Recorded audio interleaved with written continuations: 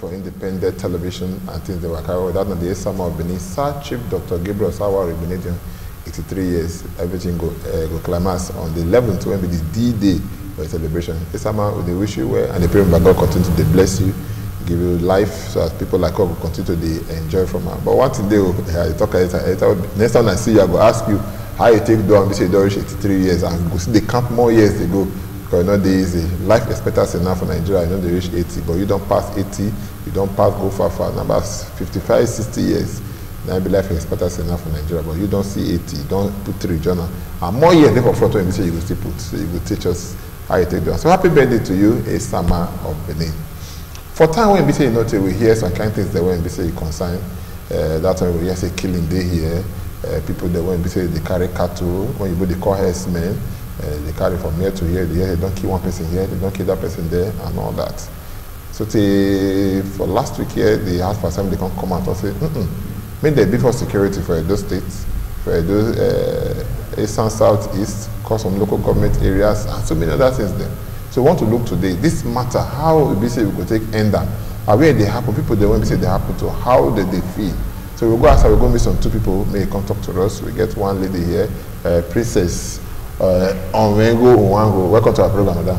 Well, say thank you very much. No, I thank you. You go speak. I thank you very well. That's the way you speak. Now at least a few people now go hear. Thank you very well. Okay, I get my brother here, my brother and friend.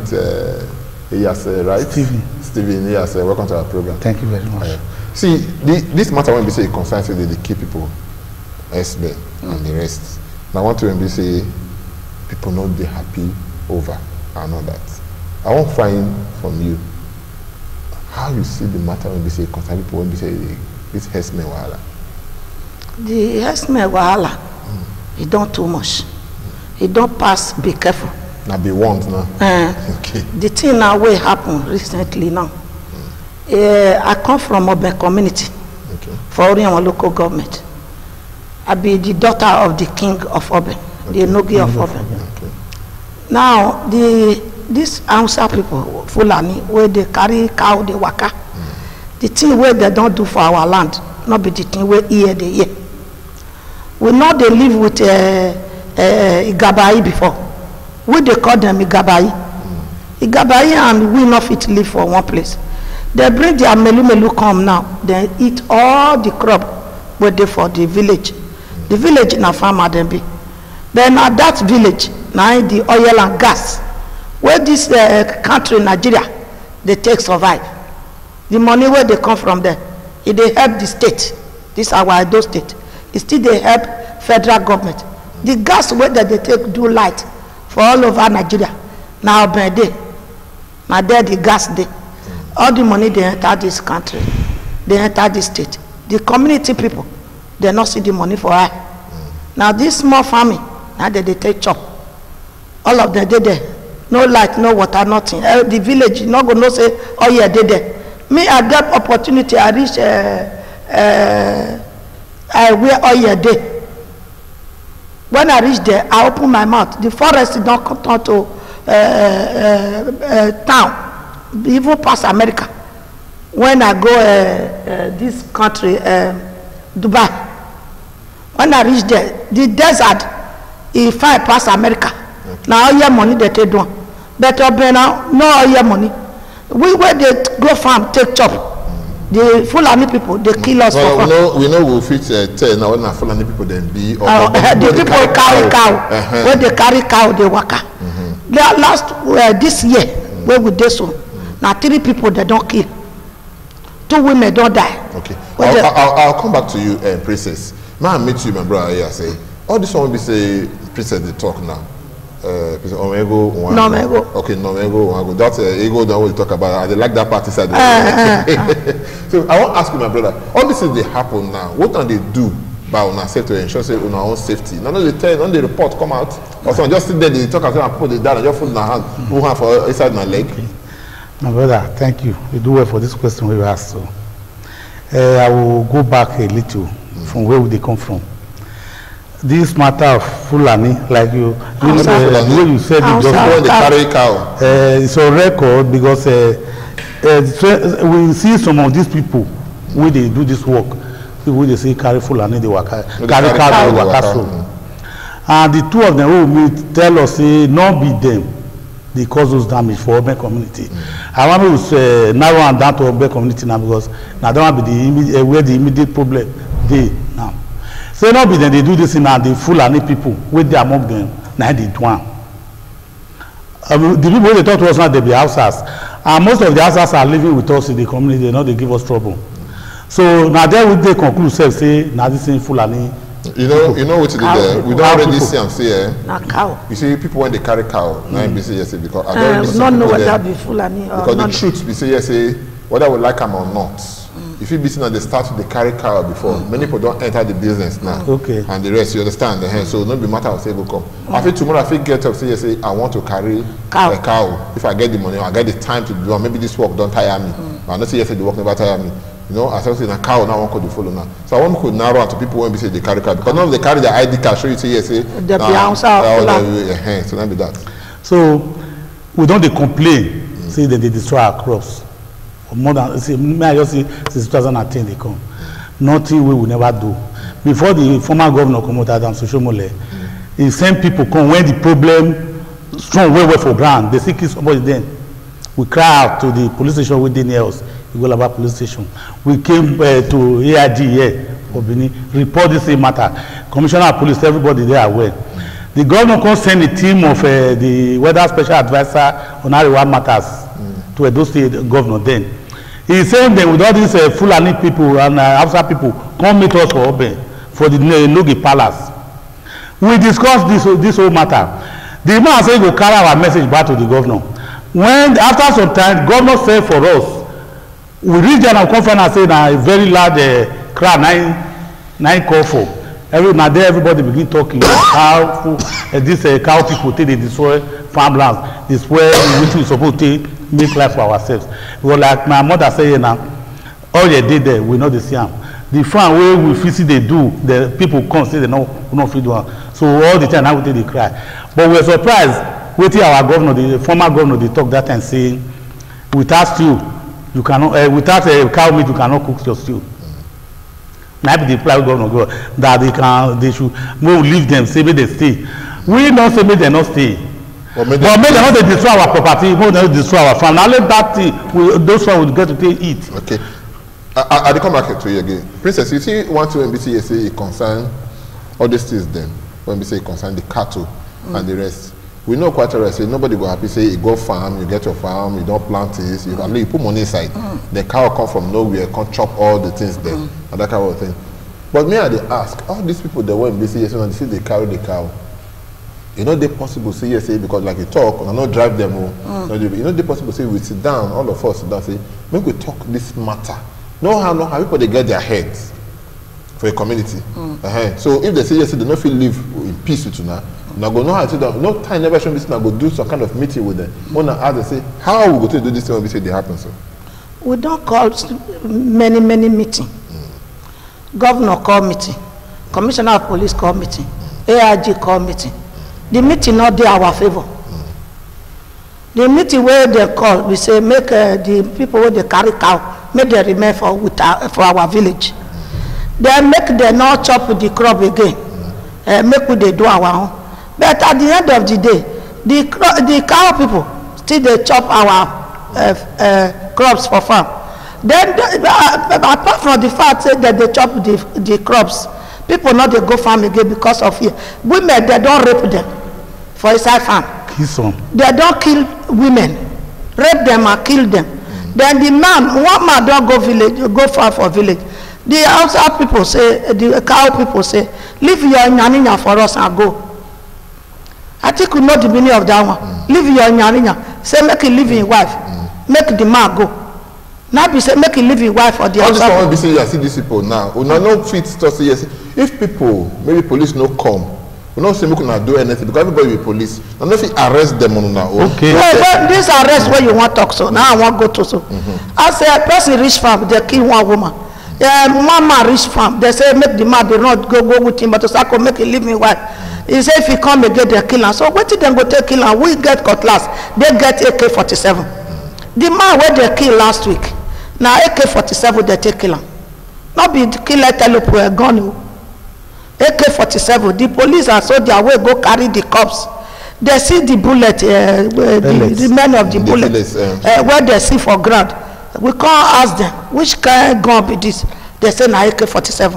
Why cow man get AK-47? Then our farmer, my brother, our husband wey go farm with cutlass and hoe, wetin they go take face AK-47? Na it be the matter. The matter now say they don't kill now. As I dey talk to you now, my brother, the cow people, they still dey the village, they dey the forest, they not come out. Like they said, they not they come out. But if they dey for inside forest, now they do their business for the no chop on a farm and the rest. They not fit stay like that. May I ask you, my brother? That question you ask, so all this why? Because what una dey after? Wetin we dey after? Safety of una farmland and the safety of una life and property. Yes.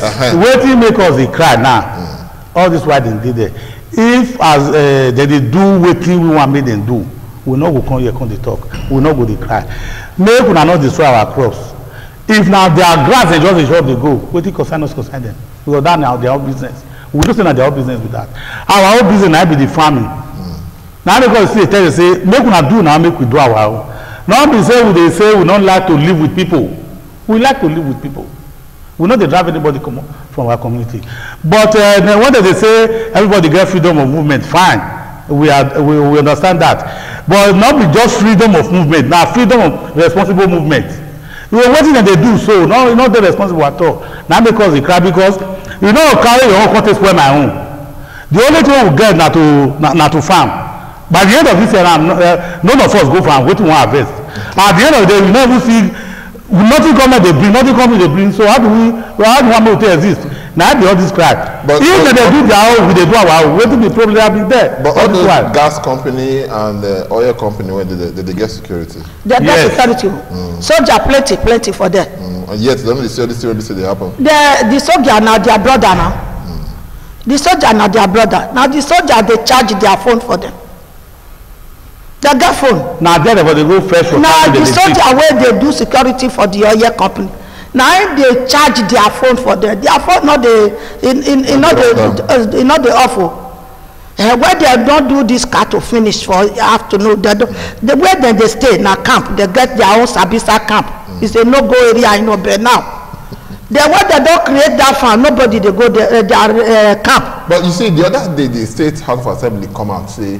Many people come and they come give suggestion on how to do this thing and all that. I expect somebody like a Princess Novengo, one go say you go there. I don't see your face. They not call me. No, they call everybody now. Not yet. After the death of this person. No, before this time because it don't maybe today they enter an No. What will can they happen if they fit not call me? Because these cow people, they get Godfather. Okay. People will go come and come talk like me. They not go call am. Okay, if I want to, before I go let you come out now, what do you feel say be the right thing when they do now? The right thing where we go do now. When you feel say go bring peace, come for that. These cow people, not be cow that they look again. I suspect say Boko Haram don't dey side. A cow person not go fit carry AK-47. Okay. Cow not the chop bullet. Okay.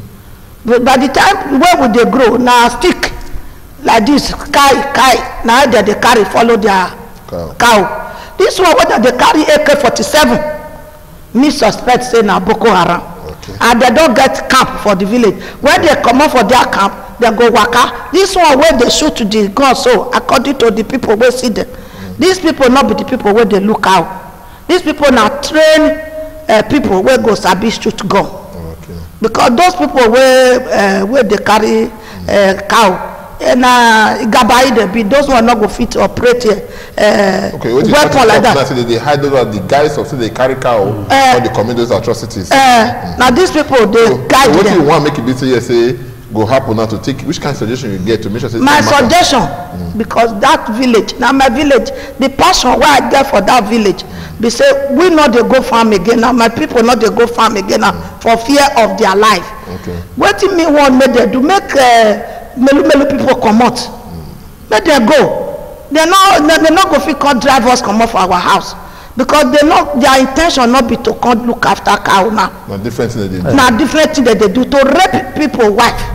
and then drive people from that farm. That cow, as they go for inside forest, if na that grass that they chop na different thing. When they don't drive people come up for their farm finish, they go carry cow wey pass 300, 400, 500 cow enter somebody farm. Even na ordinary leg they take waka for them. The farm don go. Okay, if like question wey you ask my man before now, I want to see whether government organize a talk show at the House of Assembly, whether why we not go. The thing wey we see for them is say not be just to come gather people together begin talk, because they don't dey talk since. Now to see wetin come out from that talk now we dey after. Okay. Even the present governor come our community some time ago. Now one of the things request we make to am be this. Say Hausa people, I mean Fulani people not let us see for our farm, cow people. They not let us see for farm wey we dey do. Help us control this people so that we feel then we do the make we do our own. From that time till now, we not hear anything until they kill my brother about a week ago. So he don't see here, but we see them for House of Assembly. See they talk about the same matter. It's not about talking. Not be talk we will begin to talk. Instead, make them take action. If you not take action to correct one problem, some people they say if you continue to do one thing, one different method, you don't get another result. Now one result, nice they go, nice they get they go. Okay. The way that they do and they go, so one method that they follow. So another result no will fit come. Now see that when they come outside before. Waiting they pray, waiting they beg them for, because I beg we they beg them now. God swear those people get will not get them. If we get them, we know we cry meet government. Now as they do the house, we will do our own. But because we don't get that power, now because they beg them, make them help us carry them. Now government get land. We agree. Make government carry them go where they feel say it go take day for them to since they are not ready to live in peace. Are not ready to live in peace. Okay. We don't find out say they are not good neighbors. So now only good neighbor you go pray make it remain with you. The one wey not good, you don't feel open your door or open your community for and make it stay. So now those ones they beg government for. May they help us carry this will go. If government knows say yes, they really get right to stay anywhere. We agree. May they find where good for them, put them in the stay. Is it right? My people saying they talk to our two people that were say because they do this matter, like the couple that were say they involved. May they come talk to us. The calling of Herdsmen for those states not matter when we say they look since we don't hear stories of say people they die. We don't hear stories of stories of people when they rape. We don't hear stories of say farmland destroyed, but how it be said they go to bring answer. Maybe bad thing they happen again. Now be one when we say they talk about. And our sister there says, Princess Nomengo Wango, thank you so much when we say you come. We don't say next time if we want to call you, we'll come here. But no premier call the kind of bad thing happen again. Our progress now we're going to say for urban community. Okay. My brother. My brother Stephen. Yes, we thank you so much when we say yes you come. I will not say yes now. Google to you will see for that side. My brother, before we go, make a quick talk this one. Say this thing will happen for village since last week. Say about as we dey talk now, nobody had been, they never fit arrest one person. Never arrest anybody. One person. The same time, the forest where the police call 3 times. They near the forest, near their camp. They come out, they go back home. They say they go come back. As we speak now, they never come back, say make the enter see the camp. Me tell them say Sabisa camp dey there. Me tell them say see their camp. Me tell them say they still dey there. They never go see, make them see the thousands of cow there. Okay. And make them see, make sure say wetin we dey talk na true. Police not fit reach there. Police say whether we get person wey go identify the person wey shoot gun. It's all right. I know say you say they don't already hear us, and I know say the next time when we say we'll come here, now different matter we will talk. Not be this kind of bad matter we will talk. Thank you, my brother. Concerning killing, raping, and then destruction of farmland. We will take a small break. When we come back, continue for where we say we still because many other matters that when we say yes, we will still put mouth. Stay with us. Thank you.